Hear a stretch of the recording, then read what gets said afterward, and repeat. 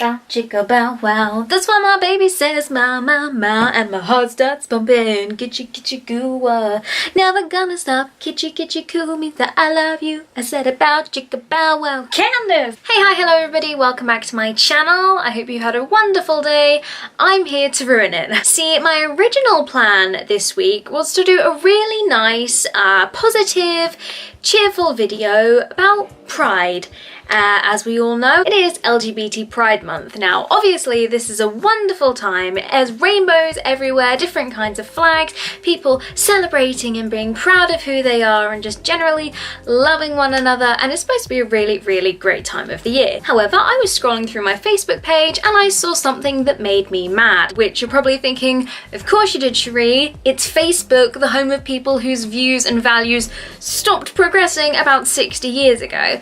However, I am a sucker for punishment, and I ended up watching one of those girl-defined videos. There are two girls, Kristen and I don't know what the other one's name is, I didn't care to look, who post godly self-help videos about being a godly girl in a culture-defined world, I think their tagline is. I'm probably going to be quite negative about these girls and a lot of their views throughout this video, plainly because I don't like them. But at the end of the day, this video right here, my video, is about love and acceptance, so you decide for yourselves whether you want to turn off or not. It's totally up to you. Like I said, girl defined are defined for being bad on the internet. Reaction vids to theirs are not new. The videos they've uploaded are not new either. However, that doesn't mean it's not still shitty. Now, I also mean no disrespect to any religions in this video. I don't know what I believe personally, and I think religion has been and is the cause of a lot of good in this world. It can be a really healing,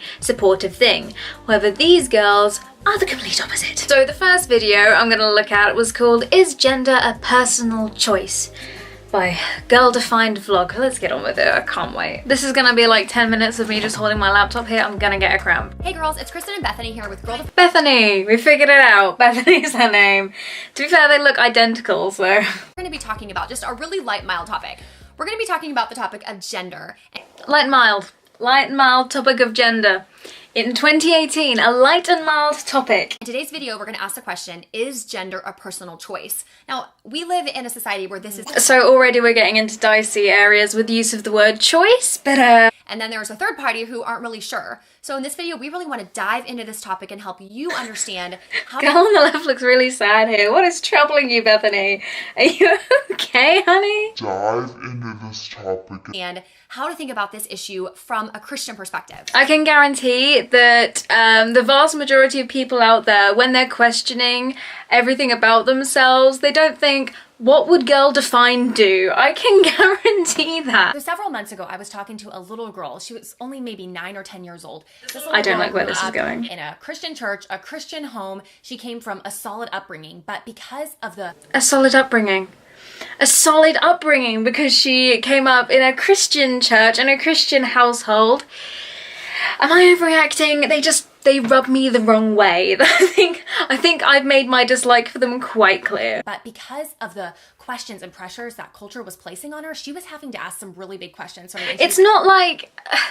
Culture doesn't put these questions on you. You discover them for yourselves. Questioning who you are is a natural part of growing up. If I'm a girl but I feel like a boy, can I choose to be a boy? And she was asking yes, me in depth. Except it's not a all choice. These different... You can, but it's not a choice. I get what you're getting at, but it's not a choice. Who or what is our authority source? So yourself. There, done it. End of video. You are your authority source. That's it. Thanks for coming to my TED Talk, guys. Clearly these guys never went through a Tumblr phase because they would know all the answer to these questions. I'm just saying. Even the reason that we're even here, the reason any human is here is because God chose to create us and bring us into this world. And when he created us, he decided which gender he wanted us to be. He had a plan for us. He's not doing a very good job. Like, they're saying he has a plan for my life. Where is it? I need it, God. I need help. Please. Help a girl out, because I'm struggling.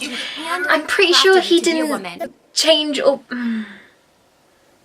It's hard to respect what they're saying, when it disrespects other people. I think that's my biggest issue here. You could honor and glorify him as a woman. If he created you to be a man, he handcrafted you intentionally to be a man so you could glorify God in your manhood. What does that mean? What does that mean? Glorify. Oh, that sounded a bit dodgy. Oh, that sounds like a bad fanfic euphemism. When we understand our God-defined gender, These girls don't know the difference between gender and sex. That is incredibly obvious. as a male and female, and we embrace those and live those out, that is where we're going to find true fulfillment in our gender and in our lives as humans. Some people aren't able to. This is the thing. They're acting like everybody who is questioning these things is going to be able to just like, turn it off like the switch of a button. That's not how it works. It's not as simple as just reading a bit from a book and being like, okay, well that answers my question. It's not like deciding what you want for tea, opening a Jamie Oliver cookbook and being like, alright, scrambled eggs. It's not like that. So that takes us back to our original question. Is gender a personal choice? Well, I think the Bible makes it very clear that gender is not a personal choice, it's a God choice. That's going to be the name of my new album, A God Choice. I'll just give that a little thumbs down. Nice. We're going to stop that there because their faces just annoy me. Do you ever notice that the worst people in life have the worst eyebrows? That's a little thing I've noticed. Just to observe the audience's reaction here, this has 3,000 likes, but 7,500 dislikes. Let's have a look at some of the comments. The more as I watch their videos, the more they sound like a cult. Wow, the brainwashing is so real. The world starts realizing that people can actually be happy. Christians, oh no, back to the book, guys. Some of these comments are really hitting it on the nail. If you are LGBTQ+, surely God made you that way. Exactly. Their argument, I'm just going to put this down while I run. Their argument is that God made you perfect. God made you the way you are. You need to learn to love yourself.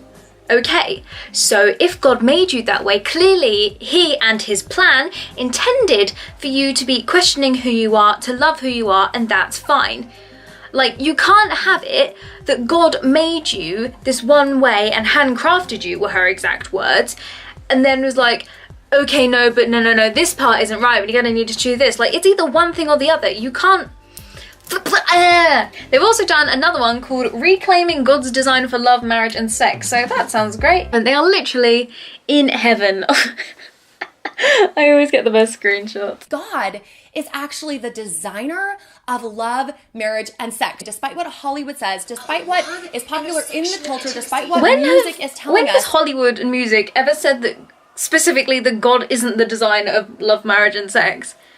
When has that ever been a line in anything? If I'm wrong and that was said in like Casablanca or something, or Kanye's new album, please do let me know, but I'm pretty sure it hasn't been claimed. And we can see this when we open up our Bible. Sorry honey, I don't have my Bible on me. Wasn't marriage like way back when just some kind of contractual trade thing for goods? Like, weren't men like, here, you can marry my daughter if I can have your ox? I realised I meant to say ox then, but I said orcs, like the orcs cord. Like, you can marry my daughter if I can have your orcs cord. Bethany looks like she doesn't want to be there. This is a 13-minute video. Most of the time, love defined by ourselves or love defined by pop culture is based on really one thing. It's kind of based on feelings and emotions. If you feel like you love someone, then you must really love them. If you feel like your feelings have left you and now you don't love this person, you must not love them anymore. It's a very fickle type of love. It comes, it goes, and it's really unstable and uncertain. And honestly, that kind of love makes me very insecure because what is wrong with these girls? That is love, but that is not love. Like, why are you worried? Why are you so worried? That is, oh my god.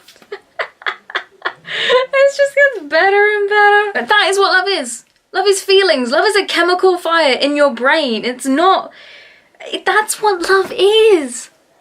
That's what love is, guys. But what we want to get back to is love defined by God. Like, I get, from a Christian perspective or any other perspective in religion, you would want God to look fondly on your marriage. You know, you both want to be getting to heaven at the end of the day if you love someone. But I wouldn't say that most love is defined by what God would think. It's a choice, an intentional choice to choose to love someone despite your... Oh, making me break my room. They're telling these people that, yeah, it's basically that your sexuality is a choice. That's the argument that they're implying. Jesus gave up his life for us to say, I love you this much, that I am willing to lay down my life for you. I'm sure he didn't feel like going to the cross. I'm sure he wasn't like, yeah, let's do it. Can you imagine if he was? Like, yeah! No fret, bro, Jesus. We need to adopt this Christ-like love and choose to love sacrificially and with a choice and an action, not based on our feelings, but just like Christ loved us. I have an issue with that. You don't... I say I have an issue with that like it's a surprise that I haven't had an issue with every single thing that they've said. Every relationship, whether it's romantic, familial, your friends, there need to be limits to how much you're willing to take. Yes, forgiveness and negotiation and compromise are a big part of every single relationship that you will have in your life.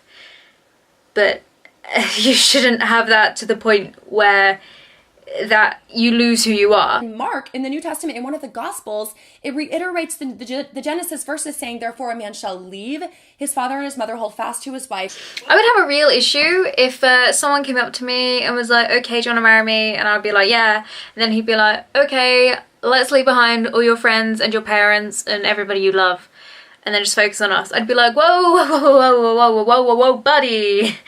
Slow your roll there. So this verse really informs us of a lot of things that honestly aren't exactly politically correct. This was written 2,000 odd years ago. They still traded goats and things to get by.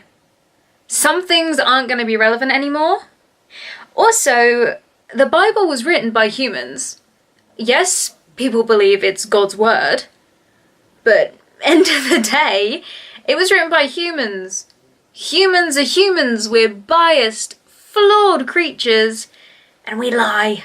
In the Bible, God uses a word to describe how serious marriage is, and this word is called a covenant. And basically what a covenant I thought that was where nuns is a live. promise that can't be broken. And so when Convent. God says, I'm Convent. joining... Do these gals know that people change? Is that a thing that they know? Staying with someone for the rest of your life isn't always a great option. So Jesus Christ came to this earth, died for our sins. So he made a covenant with us that says, I love you. When you are my child, you will have eternal security. You will live with me forever. Nothing can steal you away from me. Can you imagine if you were born and you were just at the hospital and your parent was holding their newborn baby in their arms and they were just like, nothing's gonna ever steal you away from me. You are my child forever. Like, imagine how weird that would be. Also, Jesus isn't even supposed to be our father, surely. That's God. Jesus is supposed to be like our cool uncle, I suppose. That'd be even weirder if your uncle did it. Because God does have an incredible design for sex, and he is actually, like Kristen said at the very beginning, pro-sex. Is God like a porn director? Is that what they're getting at? Can you imagine the porn God would make? Imagine the lighting in that. That'd be stunning. And in the Bible, actually, we never see God promoting or encouraging sex outside of marriage. Ever. Not because he's a killjoy, no, but because he's the designer and he knows what's best for us. Would God have really put that much thought into it? Like, God had a lot of things going on at the time. He didn't only have to make Earth and everything on it, he had to make like a gajillion universes. Do we really think he was like, yes, but what are the humans doing in the bedroom? That's what I really want to think of. I've been in love with females, I've been in love with males. Love is generally a chemical reaction in your brain. No one creates love but two consenting adults regardless of their body parts. Yes, bitch. They have a book. Girl Defined have a book. They challenged me to define love, marriage and sex by how I think God would see it. I don't think God gives a shit at the end of the day. I think he's too busy doing God things. I think he'd much rather everybody is just happy and loves who they love and is having a good old time of it and not hurting anyone else than living their life by a strict set of rules, because what the hell is fun about even being alive if you're doing that? Like, you do you, honey. You can wait and have sex till marriage. That is totally fine. Or you can do it all the fucking time. You can do whatever the hell you want. It is your body. God doesn't have a fucking chastity belt on you, okay? I can laugh at these people and what they say because I've come a long way with knowing who I am and accepting it. But younger or more impressionable, even vulnerable people might not be able to. Hearing that one Bethany talk about influencing a little girl like that, she said she was 9 years old, that's actually, in a way, quite sickening, because it's not like they're educated about this stuff. They were talking about the difference between gender and sex, and that love is a choice. You could not be more wrong. Are they part of a cult? Are they part of a cult? Do we need to set up a GoFundMe to save Kristen and Bethany? We know that YouTube's been a bit of a shit recently with all those anti-gay commercials that have been playing before LGBT people's videos. Like, it's vile that their morals and everything have just been so easily bought. We know at the end of the day YouTube has just become in it for money, but it's you know, it's blatant. And then the audacity of them putting a little rainbow flag on top of the little YouTube icon at the start of the month just really churns my stomach, you know, churns my butter. They're trying to capitalise on a movement and people that they couldn't give a crap about at the end of the day. And it's upsetting because I've loved and watched YouTube for years now. Vast majority of my life probably, and it just feels a bit shit on YouTube.com right now. That being said, there are far more people out there on YouTube and the internet in general who aren't girl-defined, who aren't the YouTube watchdogs, who will love and support you for who you are. There are some amazing LGBTQ plus creators out there who you should all go support. Not just because it's Pride Month, but because they're having the guts to do what even YouTube won't, and that is stick to their guns. If you need someone to speak to and get some advice from, even me if you like, then please do reach out to someone. But please do not take advice from people like girldefined.com who do not know you personally, don't know your situation, don't know what you're like. Absolutely, if you want to, take advice from those within your religion. But at the end of the day, just make sure you are doing what is right by you. This is your life at the end of the day. You only get one, so please spend it loving yourself and being happy. That's Cherie's hot tip for the day. That was a bit heavier than I aimed for it to be. And my arms are dead. Can't believe I wasted all that muscle strength on those two brats. Here is the bit where I do the generic like, comment, subscribe bit. If you fancy, you can do all those things. Feels a bit weird to plug a promo at the end of this video, but if you want to, you can. I promise most of my videos are a bit happier than this. I'm gonna go look through Facebook and try and find some more content to make me absolutely livid. Everybody, I hope you have an amazing Pride Month. I hope you spend it joyous and happy and just living your best lives, because that's what you deserve at the end of the day. Alright, so long, farewell, auf Wiedersehen, adieu.